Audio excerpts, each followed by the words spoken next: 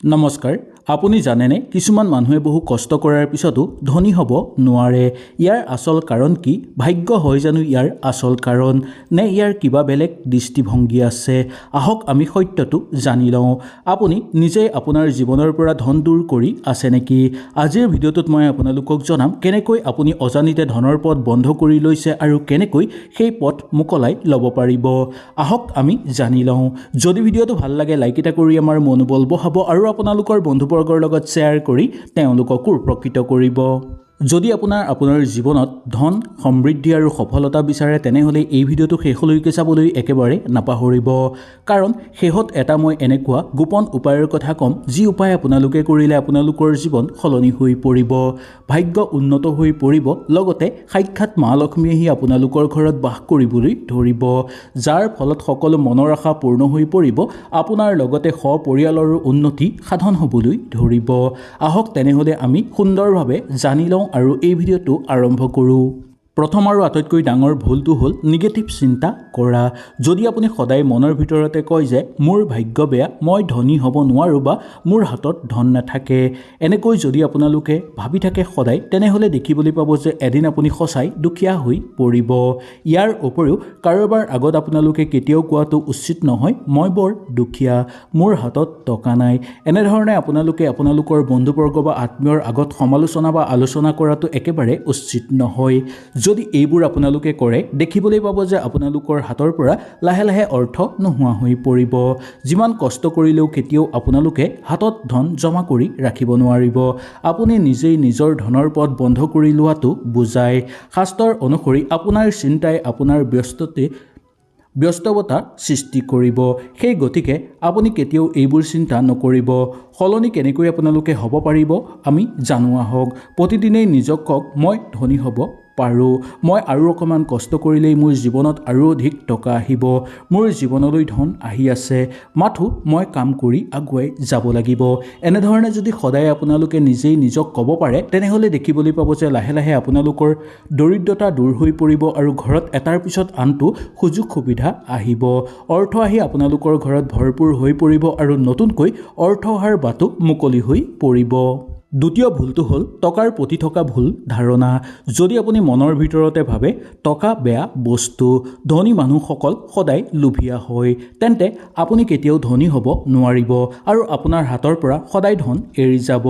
আপোনালোকে সদায় চিন্তা কৰিব লাগিব যে ধনীসকল কেনেকৈ ধনী হৈছে, কি কাম কৰি তেওঁলোকে ধনী হৈছে আৰু তেওঁলোকৰ লগত কেনেকৈ মই সমানে আগুৱাই যাব পাৰোঁ, টকা কেনেকৈ মই সঞ্চয় কৰিব পাৰোঁ। আৰু টকাক কেতিয়াও আপোনালোকে বেয়া বস্তু বুলি নাভাবিব।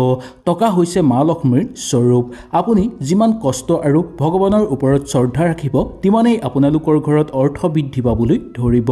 কাৰণ আপোনাৰ মনত যিটো বেয়া ভাৱ থাকিব সেইটোৱে আপোনাৰ জীৱনৰ ওপৰতো বেছিকৈ প্ৰভাৱ পেলোৱা দেখিবলৈ পোৱা যাব।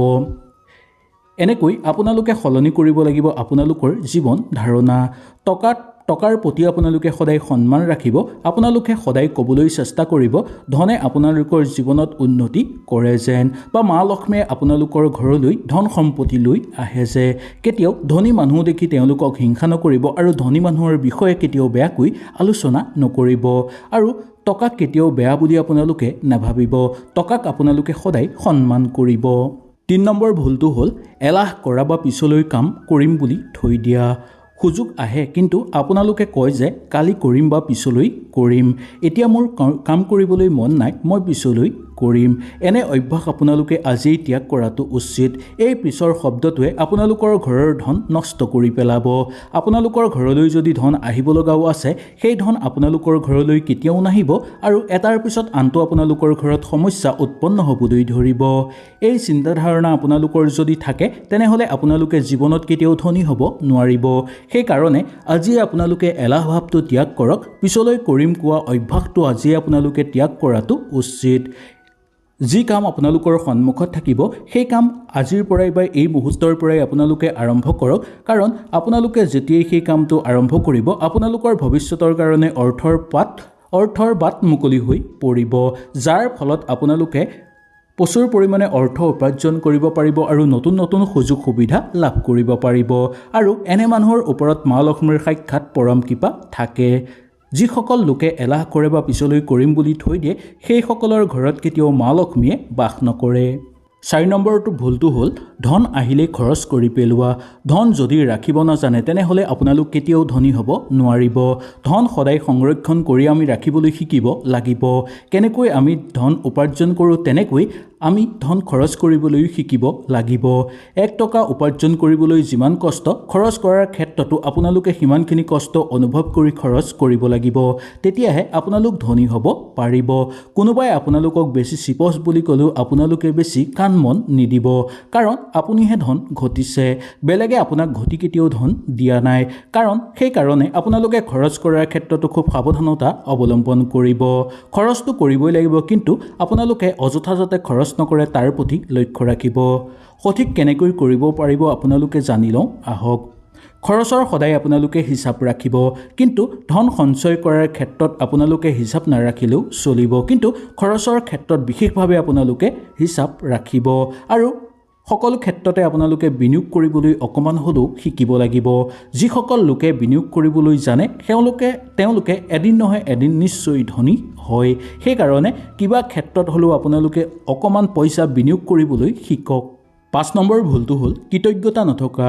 যদি আপুনি পইচাক মূল্য দিব নাজানে তেনেহ'লে আপোনালোকৰ জীৱনলৈ কেতিয়াও নতুন সুযোগ নাহিব। নতুন কিবা কেনেকৈ আপোনালোকে পোৱাৰ ক্ষেত্ৰত আপোনালোকে যদি কৃতজ্ঞ নহয় তেনে ক্ষেত্ৰতো আপোনালোকৰ হাতত ধন নহ'ব। সলনি কেনেকৈ কৰিব পাৰিব সেই কথাটো মই কৈ দিছোঁ। প্ৰতিদিনেই আপোনালোকে 3টা কাম কৰিব পাৰে। সেই 3টা কাম হ'ল ধন্যবাদ আপোনালোকে দিবলৈ শিকক। আপোনালোকে যাৰ পৰা সহায় পাইছে তেওঁক ধন্যবাদ দিবলৈ শিকক। গুৰুজনক ধন্যবাদ দিবলৈ শিকক আৰু লগতে অৰ্থকো ধন্যবাদ দিবলৈ শিকক, বা মা লক্ষ্মীক আপোনালোকে সদায় ধন্যবাদ জ্ঞাপন কৰিব। তেতিয়া দেখিবলৈ পাব যে আপোনালোকে যি পইচা উপাৰ্জন কৰিছে সেই পইচা আপোনালোকৰ হাতত থাকিব। নতুন কিবা আপোনালোকে কৰিবলৈ সুযোগ সুবিধা লাভ কৰিব পাৰিব। বন্ধু বান্ধৱীসকল, ধন আপোনাৰ পৰা দূৰত নাই। আপুনি মাথো নিজৰ পথ নিজেই বন্ধ কৰি লৈছে। আজিৰ পৰাই এই 5টা ভুল আপোনালোকে বন্ধ কৰক। চাওক কেনেকৈ আপোনালোকৰ জীৱন সলনি হৈ পৰিব। প্ৰচুৰ পৰিমাণে আপোনালোকৰ ঘৰত অৰ্থ আহিবলৈ ধৰিব। সাক্ষাৎ মা লক্ষ্মীৰ আগমন হ'বলৈ ধৰিব। এটাৰ পিছত আনটো ঘৰত সুযোগ সুবিধা লাভ কৰিব পাৰিব। হয়তো এই ভিডিঅ'টোৰ যোগেদি আপোনালোকে সুন্দৰভাৱে বুজি পালে। কিবা অসুবিধা পালে নিশ্চয় মোক তলত কমেণ্ট কৰি জনাবলৈ একেবাৰে নাপাহৰিব। যদি ভিডিঅ'টো ভাল লাগিলে লাইক এটা কৰি আমাৰ মনোবল বঢ়াব আৰু আপোনালোকৰ বন্ধুবৰ্গ তথা আত্মীয়ৰ লগত এই ভিডিঅ'টো শ্বেয়াৰ কৰি তেওঁলোককো এই কথাখিনি জানিবলৈ সুবিধাটো দিব। আৰু যদি আমাৰ চেনেলটোলৈ নতুনকৈ আহিছে চেনেলটো ছাবস্ক্ৰাইব কৰি লগৰ বেলটো অল কৰি ল'ব। তেতিয়া সদায় আহিবলগীয়া এনেধৰণৰ ভিডিঅ'সমূহ আপোনালোকে লাভ কৰিব পাৰিব পোনপ্ৰথমতেই। তেনেহ'লে আজিলৈ আপোনালোকৰ ওচৰৰ পৰা বিদায় লৈছোঁ। কালিলৈ পুনৰ আপোনালোকক লগ পোৱাৰ প্ৰতিশ্ৰুতিৰে আজিলৈ নমস্কাৰ।